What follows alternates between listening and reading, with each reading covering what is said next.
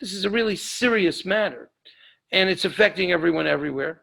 And, when you get into a situation where you're put into hey, God, something's happening, I might die from this, you get this fight or flight physiological syndrome. Literally, it's as if you're walking along and a lion jumps out at you or something. Your eyes bulge, your adrenaline jumps. This isn't really the adrenaline jumping kind of a fight or flight, but now people are seriously thinking, what should I do about this?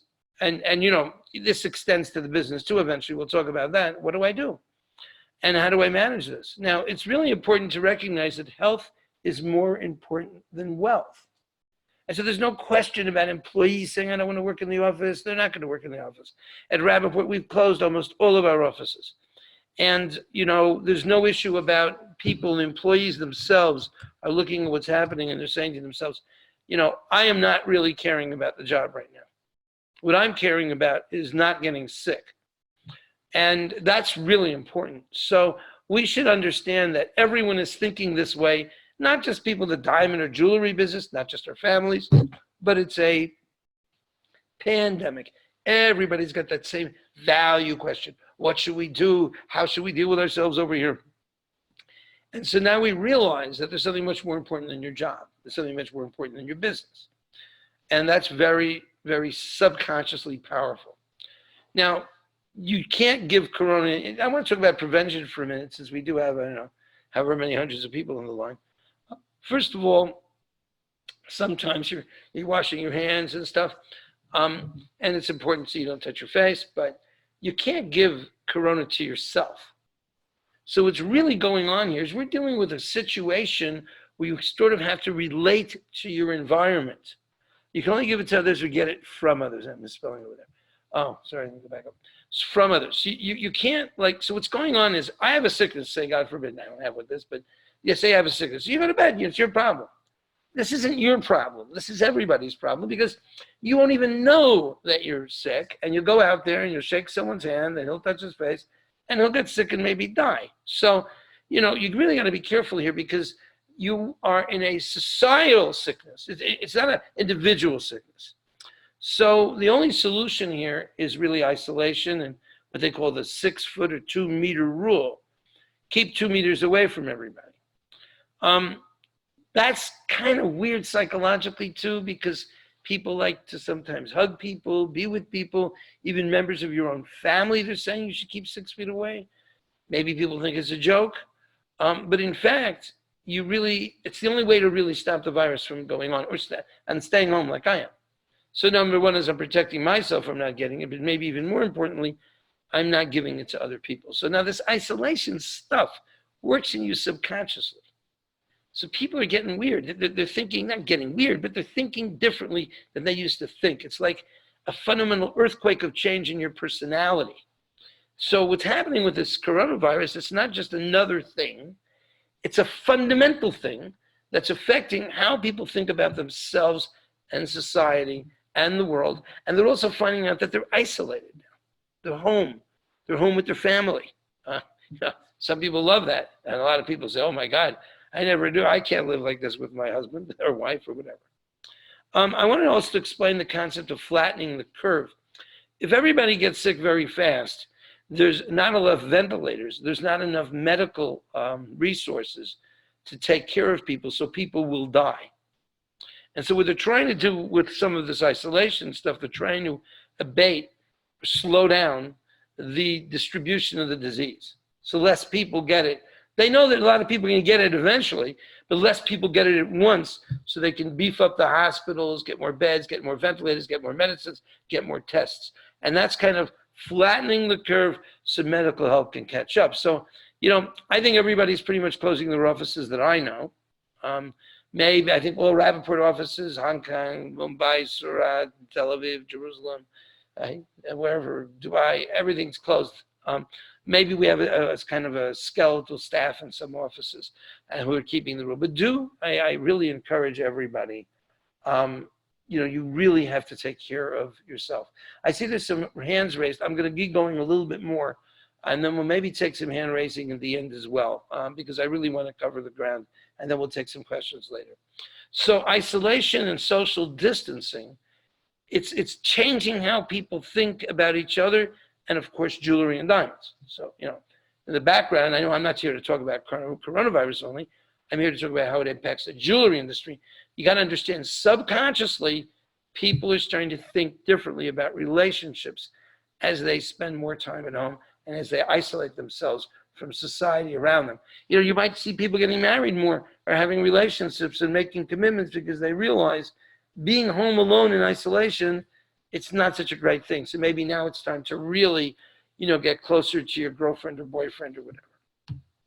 Now, look, this is serious stuff, and it gets more serious as you get older. Okay, I'm 68 now. I got a 3.6% chance of dying. Holy crap. And I don't know if what the probability of catching the disease is. And maybe it's not going to happen to me, I think, but you never know. So you want to be careful. And there's 219,000 cases. 9,961 people have actually died. There's another 15,000 cases every day.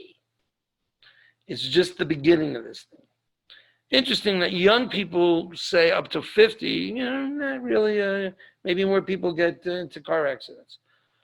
So there's going to be a division about how they treat this disease. There was a picture of a whole bunch of people on the beach in Florida, young people, spring break, they don't give a damn. But when you think about it, if they come home, they might kill their grandmother. And how we treat the elderly.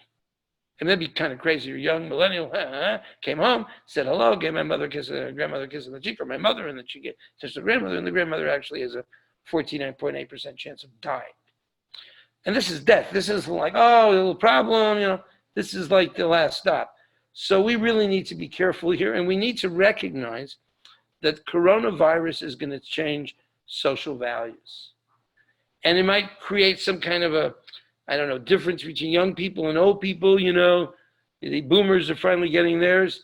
But I'm not going to go into this too much because there's issues about transferring wealth, how that affects society, and how people spend money. And there's also the question of this jewelry that's going to be the state jewelry and stuff. I'm not going there now, but I want you to know all these things matter. And a disproportionate number of the population dies. I mean, they're talking about 9,961 deaths so far. I've heard people talk about 2 million deaths. And I don't know what's going to happen in Africa. But in any case, this is serious stuff, and everybody should be very careful. Now, excuse me, I want us to understand. There's disruption. Uber does disruption. Synthetic diamonds does disruption. That's like a one-time disruption. But here you're talking about disruption at the individual level. Me, what's going to happen to me? Personal security. Will I get medical treatment? Look at what's going on. People running to supermarkets and buying stuff, food, toilet paper, but they're all buying. They don't even need that much food. But there's a need inside of them to take care of themselves, personal security. It's like subconscious. Financial security, what's going to happen to me? Am I going to lose my job? All the jewelry stores are closed. All the department stores are closed. Everything's closed. The restaurants are closed. What if you work in a restaurant? What if you own a restaurant? Will I have money? Will I have a job? What's going to happen? I'm going to be sick and I won't have a job and I won't have money? And this idea of isolating you. I'm isolated. I can't talk to my friends. I can't hang out. I can talk to them using the internet. But, this is kind of weird. And so this is happening. This is really happening in society. And you can't ignore the effect it's going to have on how people think about themselves. And eventually jewelry and all that. But how they think about their friends, how they value friendship, how they value, what it means to be with people if they now find themselves forced into isolation and social distancing. Now, I was looking for a word greater than disruption, because this is more than just disruption.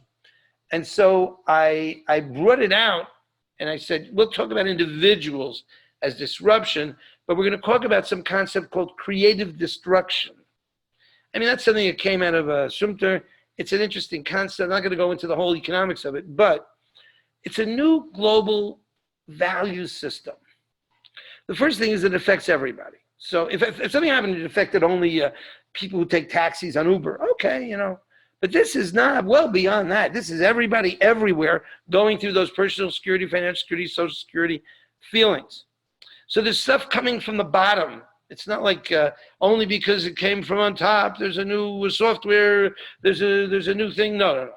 This is coming from billions of people from the bottom up, how they're feeling about what's going on. And they're going to change values here. Redefining globalization, economic interdependence. I mean, we're not just talking about President Trump and fighting with China. No, no, no. We're talking about, hey, these Chinese guys made me sick. I'm not against China. Or they're saying, hey, I don't want anyone to travel to my country from Europe. I mean, it's amazing. Who would dream of such a thing? I'm in Israel. Everything's closed down. No airplanes. Nobody can come in. Nobody. It's like closed. But America, you know, they're closing America. And so globalization, you talk about globalization, you can't travel, you can't visit, you can't, you know, I don't know, products you can ship, I guess. But the idea of economic independence and is now becoming more and more of an issue. It's not just trade wars anymore. It's maybe health, it's not wars, but it's security concerns, health security concerns. So we're changing how people think about themselves in the world. We're rejecting old values. We're saying, no, I'm not going to travel to that conference. No, I'm not going to go to that show. No, I'm not going to do business that way. And we're thinking about new technology-driven values, like right now, we're using Zoom. I'll tell you something interesting. I was fortunate. As soon as the market went down, I just sold out, okay? But I was lucky. I got out of all my shares. But I bought Zoom. I said, hey, this is technology everyone's going to be using. We're members of Zoom. We use Zoom for many years. Okay. Now, we should understand that this creative destruction is coming, and it's going to change how people want to buy diamonds and jewelry. It's going to change how we run our shops. It's going to change how employees feel about it. Now, there's Newton's third law of physics says every action, there is an equal and opposite reaction. So I want you to think about what's going on over here with this coronavirus, making everybody crazy. Think about what's the reaction. What's going to happen now? Okay, so if someone came over to you and pushed you, and then you would get pushed into a tree or push something else. So the thinking here is, what is going to happen because of this coronavirus? How's it going to impact people? Okay, now look, we don't know everything that's going to happen, but we know something's going to happen. And we need to think about that. Because if the bigger the force, the more disturbing to society, the more people are staying home, the more stores are closed, the more malls are closed, the more entertainment is changed. You know, all those things combined are like a force. And what is that going to do to how we are going to think about luxury products? Now, I'm not happy about luxury, but how are we going to think about security? How are we going to think about diamonds? How safe are we going to feel? What do you think about money? What do you think about jobs? All this is kind of coming down on people. It's just the beginning now. So we got to start thinking about what is that going to cause? What implications? And we should be careful to understand unintended consequences dominate. Now, sometimes people do things, and there's a purpose. You know, they planned it. They raise taxes. They create a new Uber. They make excuse me. I really am not sick, but I'm coughing anyways. You've got these things that sometimes there's an intention to do something, and because you did this, something else happens. But now, no one planned this coronavirus. So the unintended consequences are going to dominate. So to some extent, we're in a high level of uncertainty. Just look at that stock market going up and down like a yo-yo. That's because we don't understand what's going to happen as a result of what has happened, okay? Not only don't we know what has happened, okay, we don't know what implications. And even when I was talking to somebody who says, you know, okay, China's going to get better, maybe. That could be. But the implication of what's happening now is in the whole rest of the world. There's more new cases happening in the rest of the world than there is in China. So the issue is no longer China. It's the fact that people are getting sick outside of China. And then it's not just that people are getting sick out of China. Now it's like stores are closing because the solution for the coronavirus problem is isolation. And therefore, all movie theaters and more stores and everybody's gone. The malls are dead and the jewelry shops are closed. So that's a second level thing that's happening. And then there'll be other things that will go on. For example, people who are manufacturing diamonds or have inventory, because the stores are closed, they're going to have enough inventory. They're not going to buy new goods, and you're going to get a whiplash effect. Okay? So if the stores are selling out 10% less or 90% less or 60% less, it'll be 100% less in places like India. So anyways, be aware that it's complicated and that there are spillover effects that are happening.